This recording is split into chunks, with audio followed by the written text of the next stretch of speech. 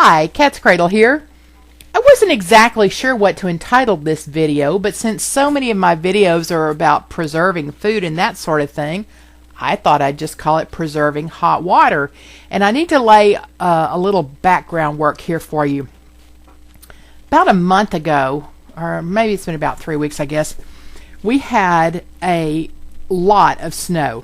And the snow was real heavy and wet. It was preceded by a little bit of icing.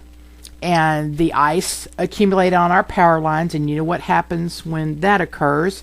You usually lose power for a while. I didn't get out and take a picture of my icy, snowy town, and this certainly isn't my town. It's much fancier than mine. We don't have a light with 3 different colors on it. We just have one blinking red light in my town, but I thought this would do. To give you the idea, the power lines were weighed down, and I guess it was about maybe 2 or 3 o'clock in the morning, our power went out. Now, it was really cold, down in the single digits, and it didn't take long for the house to start getting cold, even though our house is very well insulated. So we jumped up and we put on some thermal underclothes, and we grabbed some more blankets, and we all found a knit cap to put on our head to conserve the warmth there. And it eventually got to be time to get up. And like I said, the house was very cold. The power came on, what we thought was probably just momentarily. So I immediately dashed to the kitchen and took out this new Thermos pitcher that I had found a couple of weeks ago at Aldi's. It was just like $6.50. And I thought, that would be a good prepper item to have. When I got it home, I liked it even better than I did sitting on the shelf. Actually, I saw the ad and I knew this thing was going to be on sale, so I had it on my list to buy. But when I got home and looked at it, it has an extremely tight-fitting cap, and it has a little tiny lever that you can push that just opens as you're holding it to let the water pour out. And then when you let go of that little lever, it snaps closed again. And I like that because I don't have to unscrew the top. Here I'm looking down into the thermos. You can see how it looks. I don't have to unscrew the whole top and let all the heat out. I just let out what I need for, the single cupful of whatever I'm going to drink. This is a keen little device, and I'm very glad I bought it. We do have something else I'm not showing you a picture of here, but I know you've seen it. It's an electric water kettle that just sits on my counter, and Prepper A uses it all the time. I've never seen anybody who likes hot cocoa better than she does, and I've shown you a video of how to make my hot cocoa mix. I'll post a link for that below as well if you haven't seen it, so you can go watch that video. But she likes to just put her hot water in her cup, fill her cup halfway, then put a scoop of that hot cocoa mix in, stir it up, and then fill her cup the rest of the way. So she has really got a lot of use out of this little water pitcher that looks very nice just sitting on your counter. Once she boils her electric kettle of water, instead of just letting it sit in that kettle and get cold, she just pours it into this cute little carafe, and then she has hot water through the day, and she doesn't have to reheat the water in the boiling water kettle, which is a good thing to have as well, because I think it really saves us a lot of energy usage. I use that water kettle lots of times during the winter, like if I draw up a sink of soapy water to wash dishes and I come back in an hour and it's cold, instead of running more hot water, I just heat the water in the water kettle for just a few seconds and then pour that into my soapy water, and it's revitalized again. So I really like that as well. But anyway, this little carafe works super. So I thought, you know what? While I've got this hot water going, I'm going to go ahead and fill up all my other thermoses so that we'll have hot water through the day. If that electricity doesn't come on for hours, then I'm still going to be able to get some work done and have some hot water available.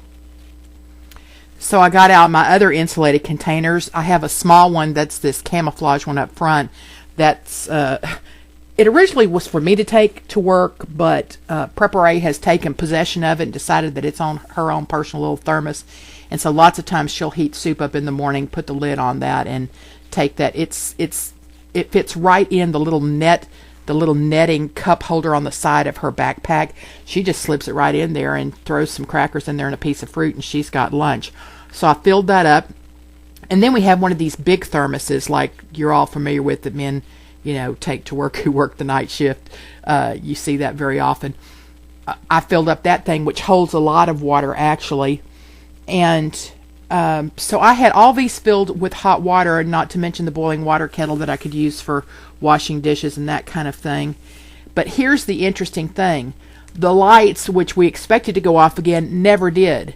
But the good thing is, we used that hot water throughout the day. And the biggest thermos here, we didn't even use that all that day. So the next day when Prepper A got up, now we're 24 hours down the road now, she said, I'm going to make me a cup of hot cocoa. And she said, I wonder if the water in that thermos is still hot. I said, oh, surely not. She opened that thing and it was just steaming. She made her a cup of hot cocoa and had to wait and blow on it to cool it because that water was so hot. So the reason I'm making this is I was reminded, I saw a video that someone posted today where they were talking about thrift store finds, and one of the things they showed was a thermos. And then I was remembering back that the day of the ice storm, I took these photos because I wanted to tell you about this, and I had just forgotten them on my camera.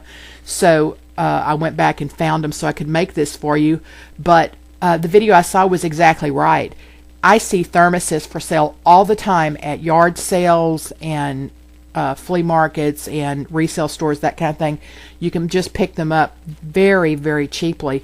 They're great prepper items because, when you're talking about conserving fuel and wanting to use as little of that possible, if we're talking about a long-term scenario where we're having to conserve resources, how wonderful would it be to heat a big old batch of water and then be able to pour it into thermoses or other kind of things that can preserve that hot water so you can use it throughout the day and not have to keep using fuel to reheat it. That, it can be used to make a cup of anything hot to drink. You can even pour it over some like ramen noodles, throw a little bit, a handful of freeze-dried beef in, some frozen vegetables, put it in a container and then cover it with saran wraps to maintain that heat until all of that rehydrates, and then after 20 or 30 minutes when that's done, just take the saran wrap off and be able to eat. So great prepper items. I appreciate things in my life that happen to me like this, these little trial runs that give me a chance to really look at and evaluate what would I do. Like on that morning, we absolutely did not expect our house to get as cold as fast as it did. So that was a good trial run for us there. The other thing I learned as I reflected on this situation that we had and asked myself, what have I learned from this? One of the things I learned is that when you're expecting bad weather like that, especially when the weather forecast says heavy, wet snow, possible icing, that kind of thing, the really smart thing to do would be for me to go in the night before and to heat up all that water and get those thermoses filled the night before, so that, I'm very fortunate that I had the opportunity in that morning to go get it done, that I had that window of opportunity, or what I saw as a window. I thought for sure the power would go out again. But really, if I were thinking ahead, I would have done that the night before. I would have had some plans in place so that I wouldn't have had to work so frantically at that moment. The other thing I will tell you is, if you can, like if there was hot water in my water heater, which of course there still was, the best thing to do in order to be sure that the water stays absolutely as hot as it can in your thermos is to fill the thermos with hot water out of your tap, as hot as you can stand, put the lid on, and then while you're boiling your water in your water kettle, getting that water really hot, your thermos is heating up and you're building up some heat in there, so that when you're ready to fill it with the boiling water, all you have to do is put the stopper in your sink, pour the hot water that came out of the tap into your sink so that you can wash dishes with that, and then fill your preheated thermoses with the boiling water so that you get even a higher temperature there. But there's a lot of things you can do with that water in that thermos. Not only washing dishes, of course, cooking food would be my priority. Cooking food or making something hot to drink, but it's also good to pour a little bit of that on a wash rag and be able to wash your face with warm water, or to be able to to wash your hands. Another thing we learned when we were trying to conserve that water was that if we put that water in a little squeeze bottle, like an old dish detergent bottle, that if we're working outside or whatever and we get really dirty, we can come in and just squeeze a little bit of water on our hands and put the soap on, lathered up, and then use that squeeze bottle to rinse your hands instead of trying to carefully pour water out of a pitcher and not waste it. So if you have water in a squeeze bottle or a spray bottle, it's really a great thing to conserve water to get your hands washed or to spray on a toothbrush or to whatever, instead of trying to pour it out of a regular container. Just a few things that I thought of during that experience that I thought I'd share with you, but no kidding. Check at flea markets, garage sales, thrift stores, that kind of thing for used thermoses, because they would be invaluable to have if you had no power. Until next time, this is Cat's Cradle.